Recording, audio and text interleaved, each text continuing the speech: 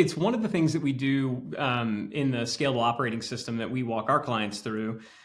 It culminates in what we call a clarity day. And the clarity day is where you're supposed to get clear on what's your 3-year target. So what are your goals? What's your company purpose? What are your core values? What are your strategic anchors?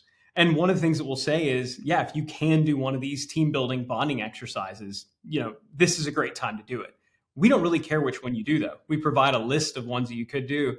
All the stuff from the table group definitely are on that list for just that reason. It provides that vocabulary. And so now the next time somebody's kind of a jerk and they totally throw down your idea, they're not being a jerk, they're just being hyperlogical.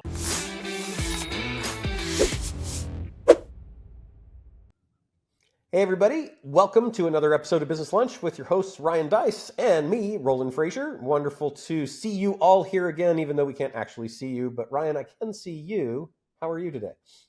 I'm doing really great. I can feel their presence, and I think that's what matters. Yeah, I get it too. Even though they're not actually there as we record this, so no, but the vibe is there. The aura is there, and I think that's what matters the most. I like it. Yeah. How about you? What's new with you? You do anything fun? It has been a nonstop. We did our big event, followed by a trip to Las Vegas for a potential sale, followed by facilitation of a 5 dysfunctions of a team thing, followed by a challenge, followed by a trip to London. It's been kind of crazy. Can you talk about you can't talk about the potential sale thing yet, can you? I can't yet. No, not yet. I mean, because that'll be fun because it's a potential IPO deal. So yeah. I think that's part of the not being able to talk about it. We're about 12 months away from that thing. But do they frown upon talking about public offerings before they've technically gone public? Is that something that they frown upon at the SEC? They can potentially, but to me, it's best to say nothing and not risk getting anybody mad at me in any way. Yeah, that's probably a good call. That is probably a very, very good call. And then what was the other thing? So you facilitated. I don't think of you as necessarily being, and I don't mean this like as an insult. It's just it's a neutral statement. I don't think of you as necessarily going in and facilitating like a team building camaraderie kind of thing. So you went in and facilitated Patrick Lencioni, who I love the book, The 5 Dysfunctions of a Team. So you went in there and facilitated this for one of the portfolio companies? Yeah, it was, they just, and I didn't really think about it till they asked, and gave the reasons, but if you think about it, we've facilitated together, I don't know, hundreds of meetings and masterminds. And then I've done installations of operating systems and things like that for portfolio companies. And they were just like, we'd like you to do it. You kind of have, more experience than anybody else and you're good at it. So would you do it? I was like, sure. So I bought the book again, re-listened to it, the audio 3 or 4 times.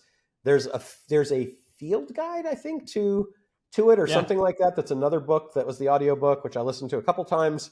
And then I bought the facilitator's manual online from Amazon, which is a physical notebook, and went through that. And we took the assessments and a personality test that Myers-Briggs has called the 16 personality types. And it was actually really great. I had a lot of fun doing it, and the whole team, we all got a lot out of it because everybody participated very well. So it was actually really cool. It's not something I would want to do like for a living, but to do it for a portfolio company, I think it could be very, very helpful. And it was fun for me because I always love learning new things. Have you ever done anything like that? Well, I think we do those. Yeah. And people always ask like, which one do you think is the best? And we've done just about all of them at different times. And I think that they're all really good. And I almost don't think it matters that much which one you do. I think the key is just as a leadership team, you're talking about stuff. It's just so important just to be there together, talking about each other and personalities. And what all these things do is they give you a vocabulary and they give you a safe place to essentially call each other out about things, to call yourself out about things. And I just think that's really, really good for teams. So that's cool. So for those, so you would recommend it for those leadership teams who are maybe looking for kind of, they're going to go and do an offsite. You'd say, check out the 5 dysfunctions of a team. I would, yeah. And the way that I used it was we did the personality tests. So our CFO actually did a cool adaptation of that, where the 16 personality tests puts you into one of 16 categories, and then I forget how many different things that it showed you. Let's say it was 10. Then it would basically say, like, you're a feeling person or a logical person.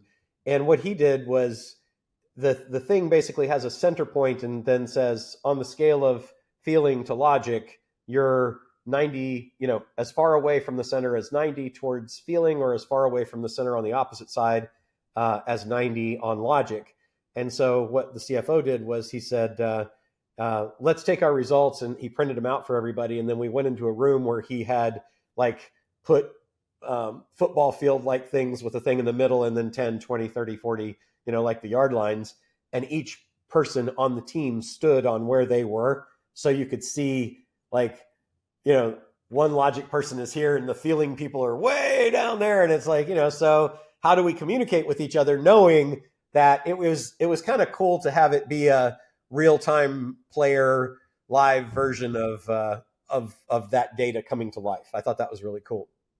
Yeah, it's one of the things that we do in the scalable operating system that we walk our clients through. It culminates in what we call a clarity day. And the clarity day is where you're supposed to get clear on what's your 3-year target. So what are your goals? What's your company purpose? What are your core values? What are your strategic anchors? And one of the things that we'll say is, yeah, if you can do one of these team building bonding exercises, this is a great time to do it. We don't really care which one you do, though. We provide a list of ones that you could do.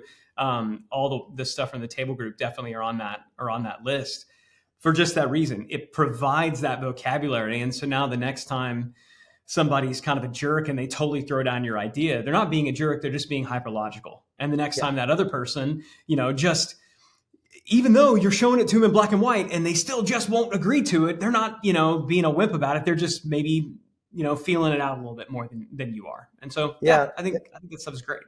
The other thing that I liked was I used the assessment. So everybody can take an online assessment, and then you can get the data of how many people felt like, for example, that trust was an issue. And if, like, let's say there were 9 people in this group, let's say that there were a couple where 7 people were on, like, this thing is an issue in our company.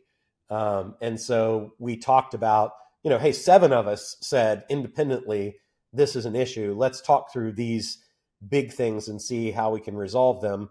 And then the other one that was entertaining was that it does the difference spread. So, like, one of the things was in communication style, and the statement was,